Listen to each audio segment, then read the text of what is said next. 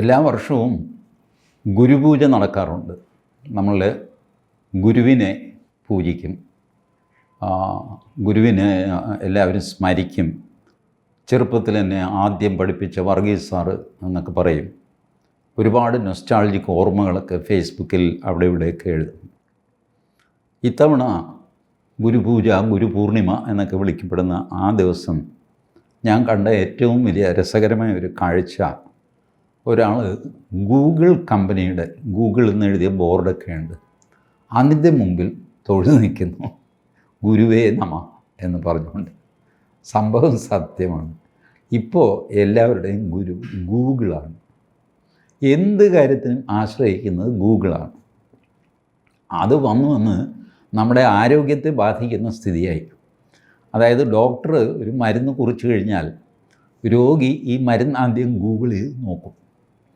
ഗൂഗിളിൽ എഴുതിക്കോ ഈ ഗുളിക തിന്നാൽ ഇന്ന ഗുണങ്ങളുണ്ട്, പക്ഷേ സൈഡ് ഇഫക്ട്സ് എന്നൊക്കെ പറഞ്ഞ് പേടിപ്പിക്കുന്ന, തലയ്ക്ക് പ്രാന്താവും, ഹൃദയം പൊട്ടിത്തെറിച്ചു പോവും, അങ്ങനൊരു കേസ് സ്കാൻഡിനേവിയയിൽ ഉണ്ടായിട്ടുണ്ടെന്നൊക്കെ പറഞ്ഞ് ഗൂഗിൾ എഴുതി വയ്ക്കും. ഇവന് ഈ ഗുളിക തിന്നില്ല, ഇവൻ്റെ അസുഖമൊട്ട് മാറുന്നുമില്ല. പിന്നെ ഒരാഴ്ച കഴിഞ്ഞ് ഡോക്ടറെ അടുത്ത് പോകും. ഡോക്ടർ ഒട്ടും കുറഞ്ഞിട്ടില്ല, ഒട്ടും കുറഞ്ഞില്ല, അങ്ങനെ വരാൻ വഴിയില്ല എന്ന് പറഞ്ഞ് ഇങ്ങനെ ഇതേ ഗുളിക 50 മില്ലിഗ്രാം ഉള്ളത് 100 മില്ലിഗ്രാം ആക്കും. ഇവൻ വീണ്ടും ഗൂഗിൾ ചെയ്യും. ഗൂഗിൾ ചെയ്യുമ്പോൾ 100 മില്ലിഗ്രാം തിന്നു കഴിഞ്ഞാൽ നിൻ്റെ തല പൊട്ടിപ്പോയത് തന്നെ എന്ന് പറഞ്ഞിട്ട് ഗൂഗിൾ. അവസാനം ഡോക്ടർ ചോദിക്കും, താൻ ഗൂഗിൾ നോക്കുന്നുണ്ടോ? ഉണ്ട് ഡോക്ടർ. വെറുതെ അല്ല, തന്നെ ചികിത്സിക്കാൻ വേറെ താൻ ഒരു കാര്യം ചെയ്യും, ഗൂഗിൾ വഴി ചികിത്സിച്ചാൽ മതി, ഇറങ്ങിപ്പോടും. ഈ അവസ്ഥ ഇപ്പോഴും പല ഡോക്ടർമാരും ആദ്യം ചെന്നാൽ ചോദിക്കുന്നത്, നിങ്ങൾ ഗൂഗിൾ നോക്കുന്നുണ്ടോ? ഉണ്ടെങ്കിൽ ഞാൻ ചികിത്സിക്കാനില്ല, നിങ്ങൾ ഗൂഗിൾ നോക്കി ചെയ്താൽ മതി. ഇതാണ് ഗൂഗിളിൻ്റെ. അപ്പോൾ ഗൂഗിൾ ഗുരുവേ നമ എന്ന് പറഞ്ഞുകൊണ്ട് ഗൂഗിളിന് മുമ്പിൽ നിൽക്കുന്ന തമാശ. പക്ഷേ ഇതിൻ്റെ കാര്യം എന്താണെന്ന് വെച്ചാൽ, ഗൂഗിളിനകത്ത് വേറൊരു ഗുരുവുണ്ട്, അതാണ് വിക്കിപീഡിയ. ഈ വിക്കിലീക്സ് എന്ന് പറഞ്ഞിട്ട് ഒരു ജൂലിയൻ അസാഞ്ചെ ഈ CIA ഒരുപാട് ടെലക്സ് ഒക്കെ ലീക്ക് ചെയ്ത് പുറത്തു വിട്ടിരുന്നു. അപ്പോൾ അങ്ങനെ അത് വിക്കിലീക്സ് എന്ന് അറിയപ്പെട്ടു. അതിനെ തുടർന്ന് വിക്കിപീഡിയ, എൻസൈക്ലോപീഡിയയ്ക്ക് പകരം എല്ലാ രഹസ്യങ്ങളും എല്ലാവരെ പറ്റി എല്ലാ കാര്യവും അറിയാവുന്ന ഒരു എൻസൈക്ലോപീഡിയ എന്നുള്ള മട്ടിൽ വിക്കിപീഡിയ തുടങ്ങി. ഇപ്പോൾ ഈ വിക്കിപീഡിയയിൽ നമുക്ക് ആർക്ക് വേണമെങ്കിലും അതിൽ എന്ത് വേണമെങ്കിലും എഴുതാം. T.G. മോഹൻദാസിനെ പറ്റി നിങ്ങൾക്ക് അറിയണമെങ്കിൽ മിക്കവാറും നിങ്ങൾ ഗൂഗിൾ ചെയ്യുമ്പോൾ ആദ്യം വരുന്നത് തന്നെ വിക്കിപീഡിയ ആയിരിക്കും. വരാതെ നിർബന്ധമില്ല, എന്നാലും അങ്ങനെ ആയിരിക്കും. എനിക്കും ഉണ്ടൊരു പേജ്, ഞാനെന്തോ മഹാനാണെന്ന് പറഞ്ഞ് എൻ്റെ കൂട്ടത്തിലുള്ള ആരോ എഴുതി ഒക്കെ ഇട്ടിട്ടൊക്കെ ഉണ്ട്. അപ്പോൾ ഇങ്ങനത്തെ ഒരു സാധനമാണ് വിക്കിപീഡിയ. എല്ലാവർക്കും അറിയാമല്ലോ. വിക്കിപീഡിയയിൽ ഒരുപാട് സത്യമുണ്ട്, ഒരുപാട് നുണകളുമുണ്ട്. വിക്കിപീഡിയയുടെ സ്വഭാവം, അത് നമുക്ക് എഡിറ്റ് ചെയ്യാം കയറിയിട്ട്. അതിലിട്ടിരിക്കുന്ന ഇൻഫർമേഷൻ T.G. മോഹൻദാസ് തിരുവനന്തപുരത്തുകാരനാണ് എന്നൊരാൾ എഴുതിയിടുന്നു. അതല്ല എന്ന് പറഞ്ഞിട്ട് ഒരാൾക്ക് എഡിറ്റ് ചെയ്യാം. ആ എഡിറ്ററുടെ അവകാശം കിട്ടുക എന്നൊക്കെ പറഞ്ഞ് കുറേ പരിപാടിയൊക്കെ ഉണ്ട്. ഇതൊക്കെ ചെയ്തു കഴിഞ്ഞാൽ നിങ്ങൾക്ക് എഡിറ്റ് ചെയ്യാം. അങ്ങനെ ആരുടെ ചരിത്രവും വികലമാക്കാൻ വിക്കിപീഡിയ ഉപയോഗിക്കപ്പെടുന്നു. വിക്കിപീഡിയ അവർക്ക് തോന്നിയ ഏകദേശം ഒരു വോക്കിസമാണ്. ആ രീതിയിലേക്ക് ചരിത്ര സംഭവങ്ങളെയൊക്കെ കൊണ്ടുപോകും.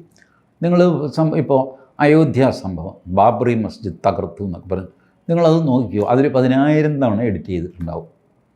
അത് എഡിറ്റ് ചെയ്ത് അവർക്ക് പറ്റിയൊരു നരേറ്റീവിലേക്ക് കൊണ്ടുവരും. ആദ്യം വായിച്ച ആളും അവസാനം വായിച്ച ആളും ഈ അയോധ്യ സംഭവത്തെ 2 രീതിയിലായിരിക്കും കാണുക. ഇതൊക്കെ അവർ ചെയ്യുന്ന കളികളാണ്. Wikipedia is A tool in the hands of leftist and Islamist jihadist. ഇവരുടെ കയ്യിൽ ഒരു ടൂളായിട്ട് വിക്കിപീഡിയ മാറിയിരിക്കുന്നു. അതുകൊണ്ട് വിക്കിപീഡിയ ഇപ്പോൾ സാധാരണഗതിയിൽ ആളുകൾ ഡിപ്പെൻഡ് ചെയ്യാറില്ല. വിക്കിപീഡിയയിൽ ഇങ്ങനെ ഉണ്ടെന്ന് പറഞ്ഞാൽ അത് വിക്കിപീഡിയയൊക്കെ അറിയാം. കാരണം വിക്കിപീഡിയയിൽ എന്തും എഴുതാം നിങ്ങൾക്ക്. AD 2015 ഇന്ത്യക്ക് സ്വാതന്ത്ര്യം കിട്ടിയതെന്ന് നിങ്ങൾക്ക് എഴുതിയിടാം. ഗൂഗിളിലും എഴുതിയിടാം, വിക്കിപീഡിയയിൽ എഴുതിയിടാം. വിക്കിപീഡിയ എൻസൈക്ലോപീഡിയ ആണല്ലോ എന്നുള്ളത് കൊണ്ട് പലരും വിശ്വസിച്ചെന്നും വരും. അപ്പോൾ അമേരിക്കയുടെ മൂലയ്ക്കിരിക്കുന്ന ഒരു ചെറുക്കൻ അവൻ വിക്കിപീഡിയയിൽ കയറി നോക്കുന്നു, ഇന്ത്യക്ക് സ്വാതന്ത്ര്യം കിട്ടിയത് എപ്പോഴാണെന്ന്. 1965 എന്ന് ഞാൻ എഴുതി വെച്ചു എന്ന് വെച്ചോ, ആ ചെറുക്കനത് വിശ്വസിക്കും. കാരണം അവൻ മിനിഞ്ഞാന്ന് ജനിച്ചല്ലേ ഉള്ളൂ. അവൻ ഇന്ത്യ എവിടെയാണെന്ന് പോലും അറിഞ്ഞുകൂടാ. ഒരാവശ്യത്തിന് അവൻ്റെ പള്ളിക്കൂടത്തിലും മറ്റേ ആവശ്യത്തിനാണ്. പള്ളിക്കൂടത്തിലും ചിലപ്പോൾ ഇതങ്ങ് പാസ്സായി പോകും. കാരണം ടീച്ചർ നോക്കുന്നത് വിക്കിപീഡിയയാണ്. അമേരിക്കയുടെ ഒരു മൂലയ്ക്ക് ഇന്ത്യക്ക് സ്വാതന്ത്ര്യം കിട്ടിയത് 1965 എന്ന് വിചാരിച്ച 10-40 പേരോ ഉണ്ടെന്ന് കരുതി നമുക്കും ദോഷമൊന്നുമില്ല, നമ്മളിതറിയുന്നില്ലല്ലോ. അവർക്ക് വിവരമില്ല എന്നുള്ള വിവരം പോലും നമുക്കില്ല. ഇങ്ങനെ വിക്കിപീഡിയ സുഖമായിട്ടങ്ങ് വാഴുകയാണ്. മനസ്സിലായോ? നമ്മളാരും ഇന്ത്യക്ക് സ്വാതന്ത്ര്യം കിട്ടിയെന്ന് അറിയാനായിട്ട് ഗൂഗിളോട്ട് ചെയ്യാറുമില്ല. അപ്പോഴോ ഇങ്ങനെ ചരിത്രം തന്നെ തിരുത്തിയാൽ നമ്മളറിയില്ല. അതാണ് സംഭവം. കാരണം നമ്മുടെ ചരിത്രം നമുക്കറിയാമല്ലോ, നമ്മൾ പിന്നെ ഇതിന് ഗൂഗിൾ നോക്കുന്നു. പക്ഷേ നമ്മുടെ ചരിത്രം മറ്റു ചിലർക്ക് അറിയണമെങ്കിൽ അവർ നോക്കുന്നത് ഗൂഗിളാണെന്നും അതിനകത്ത് ഈ കളിയാണ് നടക്കുന്നതെന്നും നമ്മൾ അറിയുമ്പോൾ പിന്നെ എന്തു ചെയ്യും? അതാണ് പ്രശ്നം. അങ്ങനെ വിക്കിപീഡിയ അടുത്ത കാലത്ത് ഒരു കുസൃതി കാണിച്ചു. കുസൃതിയല്ല, തെമ്മാടിത്തരം കാണിച്ചു. ANI ഉണ്ടല്ലോ, നമ്മളുടെ അസോസിയേറ്റഡ് ന്യൂസ് ഇന്ത്യ ലിമിറ്റഡ്, എല്ലാവർക്കും വാർത്ത കൊടുക്കുന്നൊരു ഏജൻസിയാണ് ANI. ഭാരതത്തിലെ പ്രമുഖ വാർത്താ ഏജൻസിയാണ്. അവർ വാർത്തകൾ കളക്ട് ചെയ്യും, വ്യാപകമായിട്ട് വാർത്തകൾ കളക്ട് ചെയ്യും. തീരെ ചെറിയ ആൾക്കാരോട് പോയി പോലും സംസാരിക്കും. എൻ്റെ അടുത്തു നിന്നൊക്കെ ANI ബൈറ്റ് എടുക്കാറുണ്ട് പ്രശ്നത്തിൽ. അവരെവിടെ ആർക്ക് കൊടുക്കുന്നു, എവിടെ കാണിക്കുന്നതെന്നും എനിക്കറിയില്ല. അപ്പോൾ അവർ പറഞ്ഞു, ഞങ്ങൾ വാർത്തകൾ കളക്ട് ചെയ്യും, അത് എഡിറ്റ് ചെയ്ത് നല്ല റെഡിയാക്കിയിട്ട് ഏത് ചാനലിൽ വേണമെങ്കിലും കൊടുക്കും. അതാണ് വാർത്താ ഏജൻസി. ഈ വാർത്താ ഏജൻസി ഭാരത സർക്കാരിൻ്റെ ഒരു പ്രൊപ്പഗാൻഡ ഏജൻസിയാണ് എന്ന് വിക്കിപീഡിയ എഴുതി വെച്ചു. ANI ഒരു പ്രൈവറ്റ് കമ്പനിയാണ്, അവരാരുടെയും പ്രൊപ്പഗാൻഡ നടത്തുന്നില്ല എന്ന് അവർ പറയുന്നു. സത്യവുമാണ് കേട്ടോ. പ്രൊപ്പഗാൻഡ എന്നൊക്കെ പറഞ്ഞു എന്താ, മോദിയുടെ മഹത്വം പറഞ്ഞു ഇതാണല്ലോ. അവർ മോദിയുടെ പ്രസംഗവും കവർ ചെയ്യാറുണ്ട്, രാഹുൽ ഗാന്ധിയുടെ പ്രസംഗം കവർ ചെയ്യാറുണ്ട്, അയാൾ പറഞ്ഞത് കൊടുക്കാറുണ്ട്, ഇൻ്റർവ്യൂ നടത്താറുണ്ട്. ANI പോഡ്കാസ്റ്റ്, സ്മിത പ്രകാശിൻ്റെ വളരെ ഫേമസ് ആണ്, യൂട്യൂബിൽ പോഡ്കാസ്റ്റ് ഉണ്ട്. വലിയ വലിയ ആൾക്കാരൊക്കെ അവരുടെ മുമ്പിൽ പ്രത്യക്ഷപ്പെടാറുണ്ട്. ബട്ട് അവർ ഒരു പ്രൊപ്പഗാൻഡ ടീമാണ് ഗവൺമെൻറ് ഓഫ് ഇന്ത്യയുടെ എന്ന് പറഞ്ഞത് അവർക്ക് ഇഷ്ടപ്പെട്ടില്ല. അവർ വിക്കിപീഡിയയോട് പറഞ്ഞു അതെടുത്ത് കളയണം. വിക്കിപീഡിയ കളഞ്ഞില്ല. ANI കേസിന് പോയി ഡൽഹി ഹൈക്കോടതിയിൽ. ഡൽഹി ഹൈക്കോടതി പറഞ്ഞു വിക്കിപീഡിയയുടെ ഇന്ത്യൻ റെപ്രസെൻറ്റേറ്റീവ്, അവരുടെ വക്കീലന്മാർ ഹാജരാകും. അവരോട് പറഞ്ഞു ഈ സാധനം എടുത്ത് കളയണം. മാത്രമല്ല ഇത് ചെയ്തതാരാണെന്ന് കോടതിയെ അറിയിക്കും. ഈ എഡിറ്റ് ചെയ്ത് ഇടയ്ക്ക് നേരത്തെ ഉണ്ടായിരുന്നില്ല, ഇടയ്ക്ക് എഡിറ്റ് ചെയ്താണ് ഇത് കയറ്റിയത്. ആരാണ് എഡിറ്റ് ചെയ്തത്? 3 പേര് എഡിറ്റ് ചെയ്തിട്ടുണ്ട്. ആരാണ് ഈ 3 പേർ? വിക്കിപീഡിയ മറുപടി കൊടുത്തില്ല. ANI എന്ത് ചെയ്തു? കോർട്ട് ലക്ഷ്യ കേസ് മൂവ് ചെയ്തു. കോർട്ട് ലക്ഷ്യ കേസിന് 2 ആവശ്യമാണ്. ഒന്ന്, കോർട്ട് ലക്ഷ്യത്തിന് ശിക്ഷ കൊടുക്കണം. വേറൊന്ന്, കോടതി കോടതിയുടെ ഉത്തരവുണ്ടല്ലോ ഈ 3 പേര് ആരാണെന്ന് വെളിപ്പെടുത്തണം, അത് തിരുത്തി ശരിയാക്കണം എന്ന് പറഞ്ഞത്. അത് ഇതുവരെ അവർ ചെയ്തിട്ടില്ല. അത് ചെയ്യണം. വിക്കിപീഡിയയുടെ വക്കീലന്മാർ വന്നു, ഞങ്ങൾക്ക് കുറച്ചുകൂടെ സമയം തരണം. കോടതി ചോദിച്ചു, എന്തിനാ സമയം? ഈ 3 പേരുടെ പേര് പറയാനായിട്ട് എന്തിനാണോ ഇത്ര വലിയ സമയം? എനിക്ക് മനസ്സിലാവില്ല. കമ്പ്യൂട്ടർ എടുക്കുക, അത് വീണ്ടും എഡിറ്റ് ചെയ്ത് പഴയപടിയാക്കുക. ഈ ചെയ്ത 3 പേരുടെ പേര് കോടതിയിൽ സത്യവാങ്മൂലമായിട്ട് കൊടുക്കുക. ഇതിന് സമയം എന്തിനാ? അല്ല, അത് ഫോറിൻ ഓപ്പറേഷനാണ്. അപ്പോൾ പിന്നെ ഇന്ത്യയിൽ നിങ്ങളെന്താ ചരയ്ക്കുന്നത്? ഇന്ത്യയിൽ എന്താ കാര്യം? ഫോറിനിലാണ് നിങ്ങളുടെ തമ്പുരാൻ ഇരിക്കുന്നതെങ്കിൽ തമ്പുരാനെ വരാനൊന്നും ഞങ്ങൾ പറഞ്ഞില്ലല്ലോ. ഞങ്ങൾ പറഞ്ഞ 2 കാര്യമാണ്. ഒന്ന്, ഒറിജിനലി ANIയുടെ എങ്ങനെ ഇരുന്നോ അതുപോലെ ആക്കുക.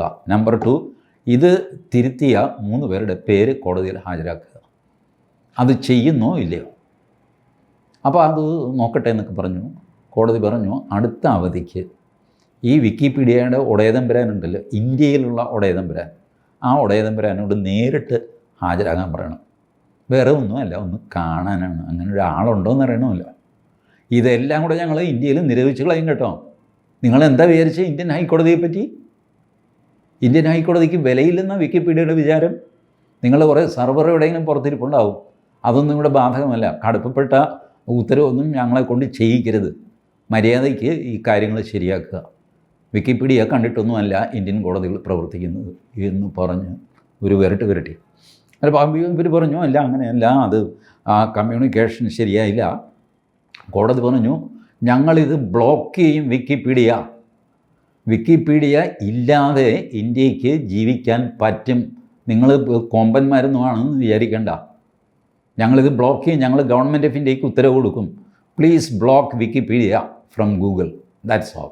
കഴിഞ്ഞു. എത്ര ആപ്ലിക്കേഷൻ എന്തെല്ലാം ബ്ലോക്ക് ചെയ്തിരിക്കും നമ്മൾ. ഇവിടെ വലിയ കളി കളിച്ചതാണല്ലോ ടിക്ടോക്ക്. ഇപ്പോൾ എവിടെ പോയി ടിക്ടോക്ക്? ഇല്ലല്ലോ. ടിക്ടോക്ക് പോയി കഴിഞ്ഞാൽ പ്രാണം പോകുമെന്ന് പറഞ്ഞു കുറേ ചെറുപ്പക്കാരന്ന്. പ്രാണനൊന്നും പോയില്ല ആരുടെയും. ഒന്നും പോയി. ബ്ലോക്ക് ചെയ്തതാണ്. ഞാൻ പലപ്പോഴും ഈ നമ്മുടെ ബ്യൂറോക്രസിക്കൊക്കെ ഉള്ള പേടിയുണ്ടല്ലോ. മൈക്രോസോഫ്റ്റ്, ഗൂഗിൾ, അയ്യോ തമ്പുരാൻ. ഏത് തമ്പുരാൻ? പോടാന്ന് പറയുക അവനോട്. നമ്മളുടെ കാശ് കൊണ്ടാണ് അവൻ ജീവിക്കുന്നത്. അല്ലാതെ അവൻ്റെ ഓശാരം കൊണ്ട് നമ്മൾ ജീവിക്കുന്നില്ല. നാളെ ഇവൻ ഗൂഗിൾ ഇല്ലാതെ ആയിക്കഴിഞ്ഞാൽ എന്താ ആകാശം ഇടിഞ്ഞ് വീഴുമോ? പോടാ പിള്ളേ എന്ന് പറയുക. 3-4 മാസം കൊണ്ട് നമ്മുടെ പിള്ളേർ നല്ല ഒന്നാം തരം ഫസ്റ്റ് ക്ലാസ് എഞ്ചിനീയേഴ്സ് ഉണ്ട്. അവർ ഡെവലപ്പ് ചെയ്ത് തരും നമുക്ക് ഗൂഗിൾ. ചൈനയ്ക്കില്ലല്ലോ ഈ നാണക്കേട്. ചൈനയിൽ ബെയ്ജിങ്ങിൽ ഒഴിച്ച് നിങ്ങൾക്ക് ഗൂഗിളും ഇല്ല, ഫേസ്ബുക്കിലും എങ്ങനെയില്ല. അവർക്ക് അവരുടെ സ്വന്തമായ സാധനങ്ങളുണ്ട്. ഫേസ്ബുക്കുണ്ട്, ട്വിറ്ററുണ്ട്, എല്ലാം ഉണ്ട്. അവരുടെ സ്വന്തമാണത്. വേറെ പ്ലാറ്റ്ഫോംസാണ്. ബെയ്ജിങ്ങിൽ എന്താണെന്ന് വെച്ച് കഴിഞ്ഞാൽ ഫോറിൻ എംബസി അത് ഇതൊക്കെ ഉള്ളതുകൊണ്ട് ബെയ്ജിങ്ങിന് ഒഴിവാക്കിയിട്ടുണ്ട്. ഇതുപോലെ ആക്കുന്ന ആളെ ഇന്ത്യ. ഒരു വിക്കിപീഡിയയും നമ്മളെ പേടിപ്പിക്കാനില്ല. കോടതി ഒരു കാര്യം 3 പേരുടെ പേര് ചോദിച്ചു കഴിഞ്ഞപ്പോൾ അത് കൊടുക്കാൻ അവർക്ക് സമയം വേണം. സമയം കൊടുത്തു ആദ്യം. എന്നിട്ട് അത് ചെയ്യാതെ കോർട്ടലക്ഷ്യ കേസ് വന്നപ്പോഴാണ് കോടതി ഇത്രയും ചൂടായത്. അപ്പോൾ നോക്കണേ എന്തൊക്കെയാണ് ഇവന്മാരുടെ പണിയെന്ന്. അതുകൊണ്ട് ഞാൻ പറയുന്നത് ഈ വിക്കിപീഡിയയൊന്നും അമിതമായിട്ട് വിശ്വസിക്കരുത്. വിക്കിപീഡിയയിൽ ഒരുപാട് നുണകളുണ്ട്. നിങ്ങൾക്ക് KR നാരായണൻ ആരാണെന്ന് അറിയണം. ഉടനെ വിക്കിപീഡിയയിൽ കയറി നോക്കരുത്. അത് കള്ളമായിരിക്കും. അദ്ദേഹത്തിൻ്റെ ഡേറ്റ് ഓഫ് ബർത്ത് കള്ളമായിരിക്കും, ഡേറ്റ് ഓഫ് ഡെത്ത് കള്ളമായിരിക്കും. അദ്ദേഹം ഇന്ത്യൻ പ്രസിഡൻ്റ് ആയ ദിവസം ശരിയായിരിക്കണം എന്നില്ല. ചിലപ്പോൾ ശരിയായിരിക്കുകയും ചെയ്യും. ആർക്കേത് താല്പര്യമാണോ വേണ്ടത് ആ താല്പര്യത്തിനനുസരിച്ച് മാറിക്കൊണ്ടിരിക്കുന്നൊരു സാധനമാണ് വിക്കിപീഡിയ. ഇപ്പോൾ ഒരു ഹിസ്റ്റോറിക്കൽ ബുക്ക്, അതിൽ നുണ എഴുതി. ശരി, ഒരു നുണ എഴുതി, അത് പ്രിൻ്റ് ചെയ്തു, അത് ജനങ്ങളിലേക്ക് സർക്കുലേറ്റ് ചെയ്തു, കഴിഞ്ഞ്. വിക്കിപീഡിയ അങ്ങനെയല്ല. ഒരു നുണ പ്രചരിപ്പിക്കും. കുറച്ച് കഴിയുമ്പോൾ അതിനേക്കാൾ കുറച്ചുകൂടെ ഭേദപ്പെട്ട നുണ പ്രചരിപ്പിക്കും. അതേ വിക്കിപീഡിയയിൽ നിന്ന് ഒരേ സാധനം. നിങ്ങൾ KR നാരായണൻ്റെ ജീവചരിത്രം കാണുമ്പോൾ 6 മാസം കൂടുമ്പോൾ ആ ജീവചരിത്രത്തിൽ ഒരല്പം കൂട്ടിച്ചേർക്കും, എടുത്തു കളയും, അങ്ങനെ ചെയ്യും, ഇങ്ങനെ ചെയ്യും. ഇതിങ്ങനെ ഇട്ട് കളിച്ചുകൊണ്ടിരിക്കും. ഈ രീതിയിൽ അവരുടെ സ്വന്തമായിട്ട് നരേറ്റീവ് ഉണ്ടാക്കാനും, ഉണ്ടാക്കിയ നരേറ്റീവ് ഏശിയില്ലെങ്കിൽ അത് മാറ്റി അടുത്ത കയറ്റാനും ഒക്കെ ഉപകരണമായിട്ടാണ് വിക്കിപീഡിയ ഉപയോഗിക്കുന്നത്. നിവൃത്തിയുണ്ടെങ്കിൽ ഒരു കാരണവശാലും വിക്കിപീഡിയ ഉപയോഗിക്കാതിരിക്കുക. എന്നാലും ഞാനും ചിലപ്പോൾ ഉപയോഗിക്കാറുണ്ട്. പെട്ടെന്നൊരു ഇൻഫർമേഷൻ കിട്ടണമല്ലോ. ഇപ്പം നിരുപദ്രവമായ ഇൻഫർമേഷൻസ് ഉണ്ട്. ഇപ്പോൾ ആൽബർട്ട് ഐൻസ്റ്റൈൻ ജനിച്ച ദിവസം അറിയണമെന്ന് ചോദിക്കും. ഇപ്പോൾ അത് തിരുത്തിയിട്ട് വിക്കിപീഡിയക്കാർക്ക് എന്തെങ്കിലും കിട്ടാനുണ്ടെന്ന് ഞാൻ കരുതുന്നില്ല. ഇനി അതിന് എന്തെങ്കിലും ഉണ്ടോ എന്നറിയില്ല. ബട്ട് ജനറലി അത് തിരുത്തുകയില്ല എന്ന് വിശ്വാസം. ആ വിശ്വാസത്തിൻ്റെ പുറത്ത് എന്നാലും ഞാൻ പലപ്പോഴും വെരിഫൈ ചെയ്യാറുണ്ട് വിക്കിപീഡിയ ഇൻഫർമേഷൻ. അതിന് താഴെ വേറെ ആർട്ടിക്കിൾസൊക്കെ ഉണ്ടാവില്ല. അതിൽ ബാക്കിയുള്ളവർ എഴുതിയിടും യുവന്മാർ ഇന്ന കള്ളത്തരമൊക്കെ ചെയ്തിട്ടുണ്ട്. അപ്പോൾ ഇത് ചെയ്ത് ANI, രാജ്യത്തെ ഒരു പ്രീമിയർ ന്യൂസ് ഏജൻസിയായ ANI വരെ പേര് ചീത്തയാക്കാൻ വിക്കിപീഡിയ ശ്രമിക്കുന്നു എന്ന് പറഞ്ഞാൽ ആലോചിച്ച് നോക്കുക. എത്രയാണ് സായിപ്പന്മാരുടെ കളി ഈ നാട്ടിൽ. സായിപ്പന്മാരല്ല, കൂട്ടത്തിൽ ഇന്ത്യക്കാർ ധാരാളം ഉണ്ട് കേട്ടോ. വിക്കിപീഡിയയിൽ നിന്ന് ശമ്പളം പറ്റിയിട്ട് ഇത് എഡിറ്റ് ചെയ്ത് കൊടുക്കപ്പെടും, ഗോതമ്പ് പൊടിച്ച് കൊടുക്കപ്പെടും എന്നൊക്കെ പറയുന്ന പോലെ നരേന്ദ്രമോദിയെ പൊടിച്ചു കൊടുക്കപ്പെടും എന്ന് പറഞ്ഞ് കഴുത്തിൽ ബോർഡും വെച്ച് നടക്കുന്ന ആൾക്കാരുമുണ്ട്, ഇന്ത്യക്കാരുമുണ്ട്. ഇവരൊക്കെ ഈ കാശ് വാങ്ങുന്നു. ഇപ്പം നിങ്ങൾ വിക്കിപീഡിയ കയറി നോക്കുക, അവൻ കാശ് ചോദിക്കും. കാശ് കൊടുത്താലേ കയറാവുള്ളൂ എന്നുള്ള സ്ഥിതി വന്നിട്ടില്ല. പക്ഷേ കാശ് തരണേ ചേട്ടാ, 25 രൂപ മുതൽ നിങ്ങൾക്ക് സംഭാവന ചെയ്യാം. വിക്കിപീഡിയ പറയുന്നത് ഞങ്ങൾ 10 പൈസ ഇല്ലാതെ പൊതുജന സേവനാർത്ഥം നടത്തുന്ന ഒരു എൻസൈക്ലോപീഡിയയാണിത്. അതുകൊണ്ട് എന്തെങ്കിലും സംഭാവന തന്ന് ചേട്ടൻ ഞങ്ങളെ സഹായിക്കണം. 25 രൂപ, 44 രൂപ, എനിക്കറിയാമല്ലേ 44 രൂപയുടെ കണക്കെന്താണ്. ഒന്നീ 45 രൂപ അല്ലെ 50 രൂപ, നല്ലൊരു തുക അല്ല, 44 രൂപ, അങ്ങനെ 100 രൂപ, ഇതൊക്കെ സംഭാവന ചെയ്യാമെന്ന് പറഞ്ഞാൽ ആദ്യമേ വിക്കിപീഡിയ നിങ്ങൾ എടുത്തു കഴിഞ്ഞാൽ ആദ്യമേ ഇപ്പോൾ കാണുന്ന ആ സാധനമാണ്, പിച്ചച്ചട്ടിയാണ്. ഇത് കഴിഞ്ഞ് നിങ്ങൾക്ക് മറ്റ് സാധനം വായിക്കാം. കുറച്ച് ദിവസം കഴിയുമ്പോൾ ഇവൻ ഈ കാശ് തന്നാലേ താഴെയുള്ളത് വായിക്കാവുള്ളൂ എന്നുള്ള സ്ഥിതി കൊണ്ടുവരും. ഇതൊരു പ്രീമിയം സർവീസാണ്, യു ഹാവ് ടു പേ. ഇത് ചെയ്യുന്നത് എങ്ങനെയാണെന്നറിയാമോ? നിങ്ങളിങ്ങനെ രസത്തിൽ വായിച്ചു വരും. ഇപ്പം ഞാനീ പറഞ്ഞ ആൽബർട്ട് ഐൻസ്റ്റൈൻ്റെ ഇത് പുള്ളിയുടെ ചെറുപ്പകാലം അത് ഇത്, എന്നിട്ട് പുള്ളിയുടെ തിയറിയിലേക്ക് കടക്കുന്ന അവിടം വരെയുള്ള ലൈൻ കഴിയുമ്പോൾ പിന്നെ to read further please click here. നിങ്ങൾ ക്ലിക്ക് ചെയ്യുമ്പോൾ നേരെ നിങ്ങളോട് കാശ് ചോദിക്കും. കാശെടുത്ത് നിങ്ങൾക്കപ്പോൾ ശ്വാസം മുട്ടലായി. കാരണം ഈ ആൽബർട്ട് ഐൻസ്റ്റൈൻ്റെ ബാക്കിയും കൂടെ ചേർത്തിട്ട് നിങ്ങൾക്ക് വൈകുന്നേരം പ്രസംഗിക്കാനുള്ളതാണ്, അല്ലെങ്കിൽ നാളെ ഒരു ടെസ്റ്റ് ഉള്ളതാണ്. അപ്പോൾ അതിൻ്റെ വിവരങ്ങളൊക്കെ അറിയേണ്ടതാണ്. അപ്പോൾ എത്രയാണ് കൊടുക്കേണ്ടത്? 125 രൂപ. കോഡ് 125 രൂപ. 125 രൂപ കൊടുത്ത് കയറും. ഇത് കഴിഞ്ഞ് നിങ്ങളത് കിട്ടും. 3-4 മാസം കഴിയുമ്പോൾ വീണ്ടും നിങ്ങൾ വിക്കിപീഡിയയിൽ വേറൊരു ആവശ്യത്തിന് കയറുമ്പോൾ കോഡ് 125 രൂപ. അപ്പോൾ നിങ്ങൾ ഓർക്കും, ഇവിടെ ഇന്നാൾ കൊടുത്തതാണല്ലോ 125 രൂപ. അല്ല, അത് മാസം 125 രൂപയാണ്. ഇങ്ങനെ കൂട്ടിക്കൂട്ടി കൊണ്ടുവന്ന് ആളുകളെ ചതിക്കുന്ന എത്രയോ വെബ്സൈറ്റുകൾ ഇങ്ങനെയുണ്ട്. ഇവരൊക്കെ ഇഷ്ടം പോലെ കാശുണ്ടാക്കുന്നുണ്ട്. ഞാൻ എന്തോ ഒരു കുന്തം സബ്സ്ക്രൈബ് ചെയ്തെന്ന് പറഞ്ഞിട്ട് 169 രൂപ വെച്ച് 3 മാസം എൻ്റെ ബാങ്കിൽ നിന്ന് പോയിക്കൊണ്ടിരുന്നു ഓട്ടോമാറ്റിക്. ഞാനിതിടയ്ക്ക് നോക്കിക്കഴിഞ്ഞപ്പോൾ 169 രൂപ ഡെബിറ്റ് ചെയ്തിരിക്കുന്നു. എന്താണ് ഇനി ബാങ്കിൽ 169 പോട്ടെ എന്ന് വിചാരിച്ചു. അടുത്ത മാസം വന്ന് ഇടാ ഇവന് കൃത്യം 13-ാം തീയതിയാണ് 169 രൂപ എൻ്റെ ബാങ്കിൽ നിന്ന് പോകുന്നത്. ഞാൻ പിന്നെ നോക്കിക്കഴിഞ്ഞപ്പോൾ ഇതുപോലത്തെ ഏതോ ഒരു സൈറ്റ് ഞാൻ സബ്സ്ക്രൈബ് ചെയ്തിരിക്കുന്നത്, എന്തോ സെർച്ച് ചെയ്ത് എന്താ സംഭവിച്ചത് എനിക്ക് അറിഞ്ഞുകൂടാ, ഓർമ്മയില്ല എനിക്ക്. അപ്പോഴത്തെ ആവശ്യത്തിന് സബ്സ്ക്രൈബ് ചെയ്തതായിരിക്കും. ഈ സബ്സ്ക്രിപ്ഷൻ മന്ത്ലി സബ്സ്ക്രിപ്ഷൻ ആണെന്നും ഓട്ടോമാറ്റിക്കായിട്ട് എൻ്റെ ബാങ്കിൽ നിന്ന് എടുത്തോടാ എന്നും പറഞ്ഞ് ഞാൻ സമ്മതപത്രം അതും അക്സെപ്റ്റ് ഞാൻ ഞെക്കിയിരിക്കുക. എനിക്കൊരു കേസില്ല, എന്നെ പറ്റിച്ചെന്ന് പറയാൻ പറ്റില്ല. നമ്മളൊരു ആപ്ലിക്കേഷൻ ഡൗൺലോഡ് ചെയ്യുമ്പോഴത്തേക്ക് കണ്ടിട്ടില്ലേ, നമ്മൾ ശ്രദ്ധിക്കാതെ അക്സെപ്റ്റ് യെസ് അടിച്ച് വിട്ട്. കാരണം നമ്മുടെ കാര്യം നടക്കണമല്ലോ. അപ്പോൾ 169 രൂപ തിരിച്ചറിയതോ.